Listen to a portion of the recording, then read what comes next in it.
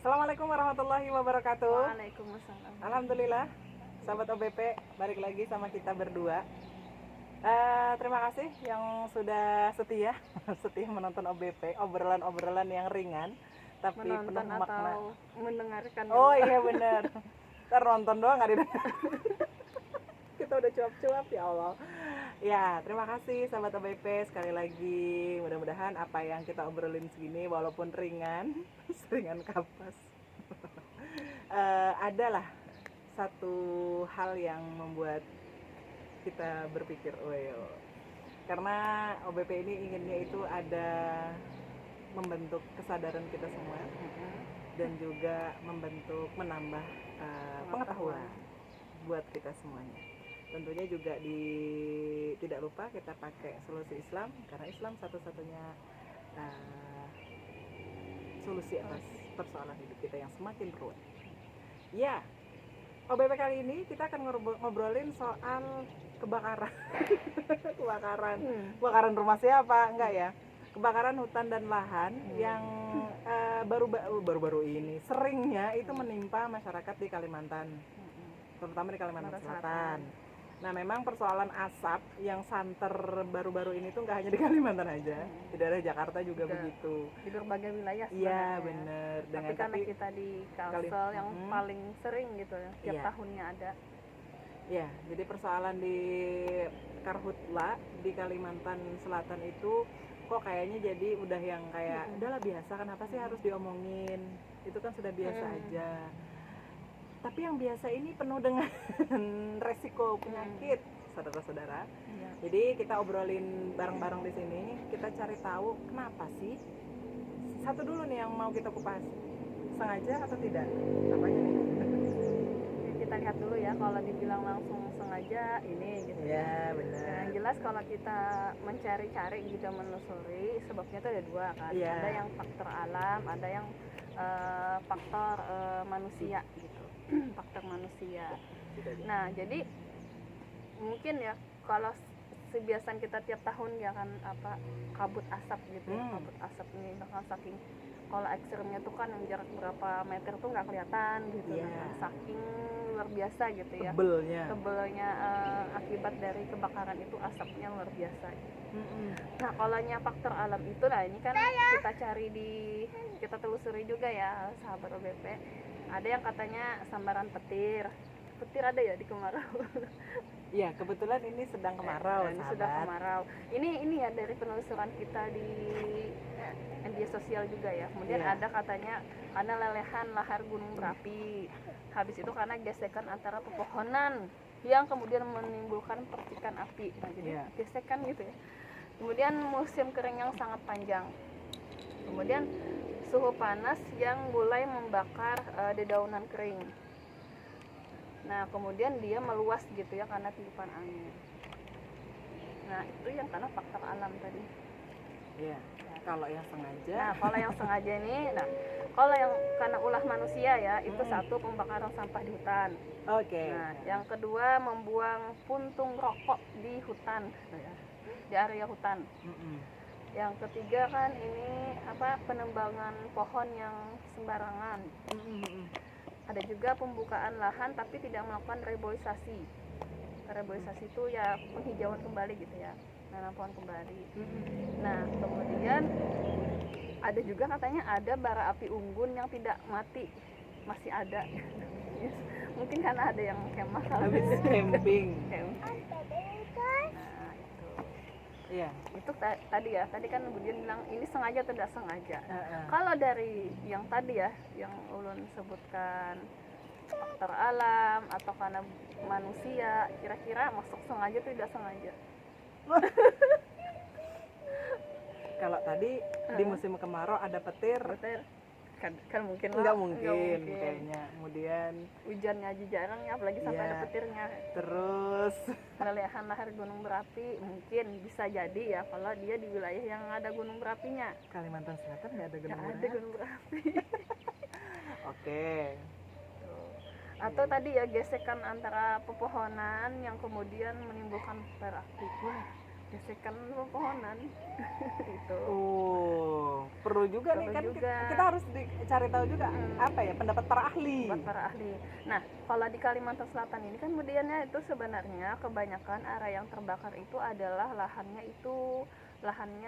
gambut.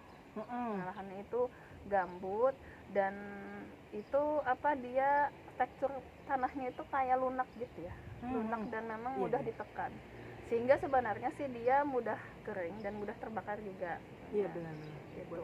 Dan sayangnya kan kebanyakan area yang dia kena karhutla itu jauh dari tempat areanya tuh jauh, jadi susah dijangkau ketika ada api gitu.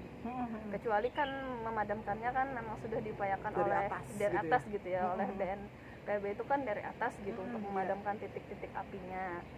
Nah, tapi tadi setelah kita telusuri gitu ya, memang ada pendapat para ahli kan Budian yang bilang kalau beliau ini profesor ya di Universitas Lambung Mangkurat.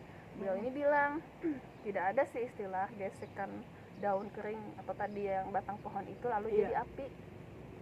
Justru kayak batu itu ya. Iya. Kayak itu mungkin. Atau mungkin kata beliau ada hawa panas gitu ada di dalam tanah kemudian jadi api. Itu kayaknya tidak ada istilah kecuali memang ada yang memicu.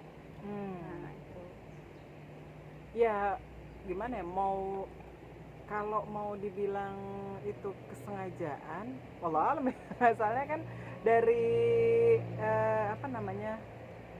KLHK ya, itu kan ada ini juga, mereka ada menggugat sekitar 22 perusahaan atau korporasi penyebab karhutla. Nah itu dia itu kasusnya ya kita nggak usah tahu, maksudnya nggak tahu juga ya perusahaannya, cuman dari KLHK Kementerian Lingkungan Hidup dan Kehutanan itu gugatannya itu sudah sampai tingkat perdata.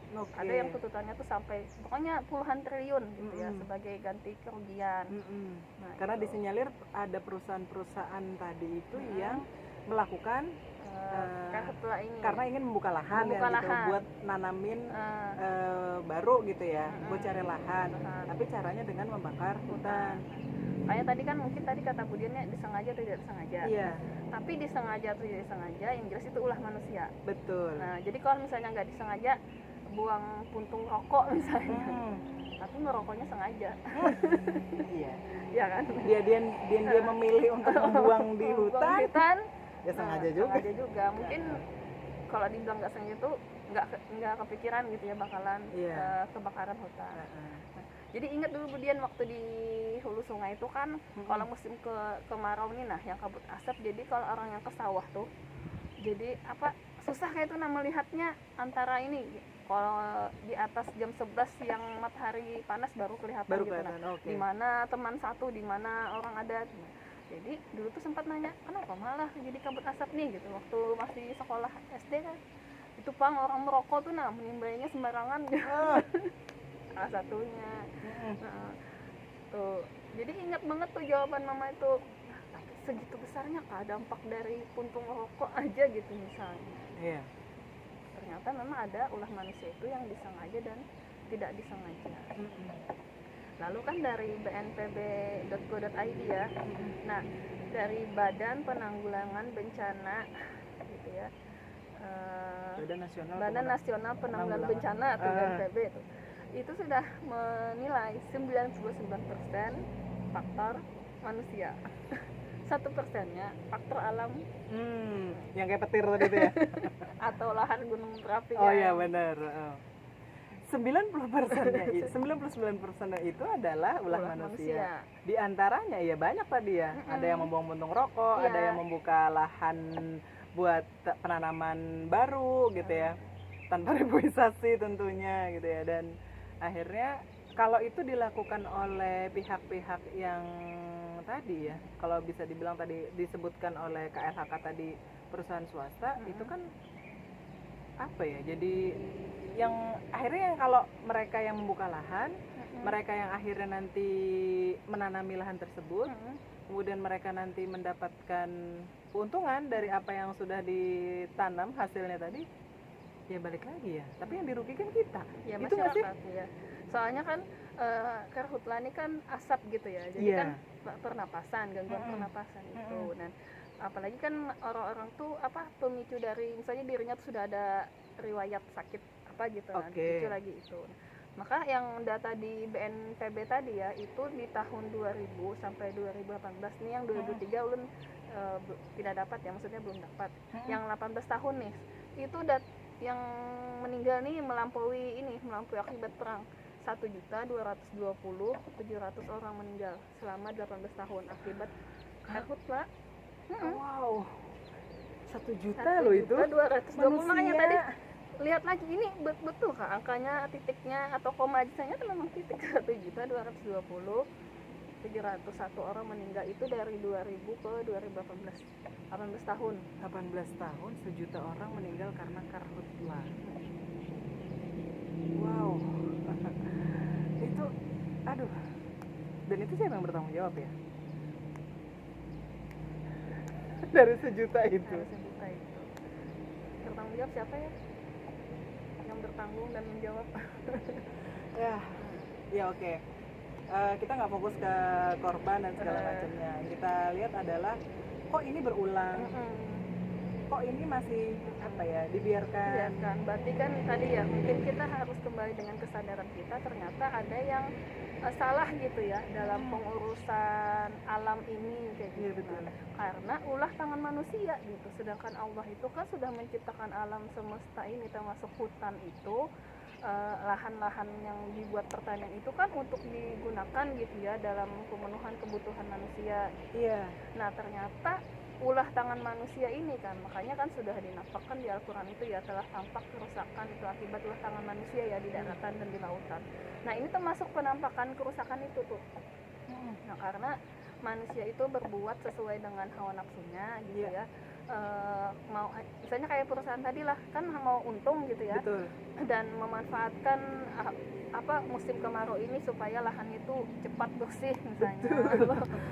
Cepat bersih tanpa harus dengan dana yang lebih besar. Betul. Gitu ya, tanpa memperhatikan dampak lingkungannya terhadap masyarakat gitu, bahkan terhadap alam gitu, misalnya kayak hewan dan tumbuhan itu kan juga pasti berdampak ya. Iya. Karena asap yang luar biasa gitu. Nah, dari tata kelola yang salah dilakukan oleh manusia ini, hendaklah paling tidak semuanya bermuhasabah lah ibaratnya ya. Dari kita dari sisi pribadi juga begitu, melihat adanya kerusakan ini tidak tinggal diam saja. Memang kalau dari secara individu kita melawan atau melakukan protes itu kan memang agaknya tidak terdengar, bisa dibilang begitu. Cuman kalau kita satukan pemikiran kemudian satukan suara, bahwasanya melawan ini ada termasuk pengrusakan terhadap alam kita, insya Allah nanti akan banyak yang bersuara juga. Dan juga tadi ibaratnya tuh dalam Islam kan ada aturan khusus gitu ya tentang hutan ini sebenarnya nanti dikelola siapa. Betul. Gitu, dikelola swasta kah atau dikelola individu kah atau negara. Kalau sekarang kan pengelolaannya di tangan individu ya atau swasta gitu. Iya. Nah sementara negara ini hanya sebagai regulator gitu ya, tidak betul-betul memanfaatkan hutan itu, dilindungi gitu ya, dijaga untuk kemakmuran masyarakat. Soalnya kita tahu kan kalau sudah perusahaan itu kan asas mereka kan untung gitu. Cari untung. Nah, oke. Segitu dulu tentang karhutla. Mudah-mudahan nanti kawan-kawan, sahabat-sahabat OBP bisa kasih insight-nya juga di kolom komentar sehingga kita bisa berdiskusi lebih panjang lagi mengenai karhutla ini. Jadi yang kita inginkan adalah mengedukasi kita semuanya supaya kita lebih melek lagi terhadap apa-apa yang ada di alam ini. Itu semua anugerah dari Allah dan kita juga harus siap menjaga apa yang sudah dianugerahkan oleh Allah. Terima kasih semuanya sekali lagi. Saya Diana Jarwati. Mas Niati. Undur diri dulu. Nanti sampai jumpa di obrolan berikutnya. Terima kasih. Assalamualaikum warahmatullahi wabarakatuh. Waalaikumsalam.